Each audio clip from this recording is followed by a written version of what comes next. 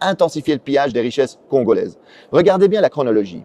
En fait, en février 2024, la Commission européenne va signer cet accord sur les matières premières avec le Rwanda.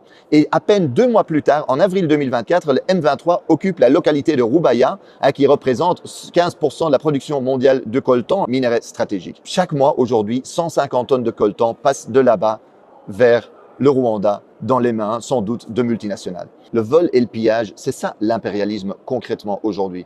Et d'ailleurs, il y en a qui rêvent d'occuper durablement l'Est du Congo en coupant le Congo en petits bouts. C'est ce qu'on appelle communément la balkanisation pour mieux voler les richesses et les ressources du Congo au profit des multinationales occidentales.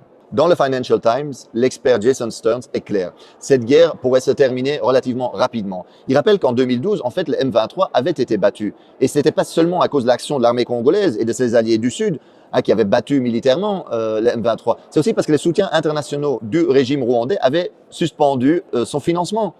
Et que donc, eux, ils avaient dit, voilà, à cause du rôle que vous jouez au Congo, on ne va plus vous financer. Barack Obama avait appelé Kagame pour lui dire d'arrêter le M23. En d'autres mots, si l'Occident aujourd'hui ne sponsorisait pas cette guerre, elle pourrait prendre fin très rapidement. Et on aurait pu éviter déjà beaucoup de ces morts, beaucoup de ces victimes innocentes aujourd'hui en Congo. L'impérialisme aujourd'hui, le vrai visage de la politique étrangère et commerciale européenne en Afrique, c'est ça.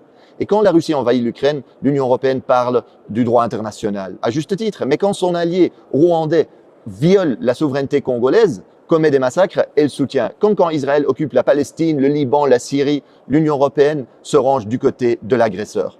Alors aujourd'hui, faisons pression sur les dirigeants européens parce que ce n'est pas acceptable que l'Europe joue ce rôle-là. Alors il est possible aujourd'hui de faire pression, c'est nécessaire pour que l'Europe arrête sa complicité avec les crimes sur place. Alors envoyons un message à Ursula von der Leyen, présidente de la Commission européenne, ou à la ministre des Affaires étrangères de l'Union européenne, Kaja Kallas. Envoyez-leur un message par les réseaux sociaux, envoyez-leur cette vidéo-ci.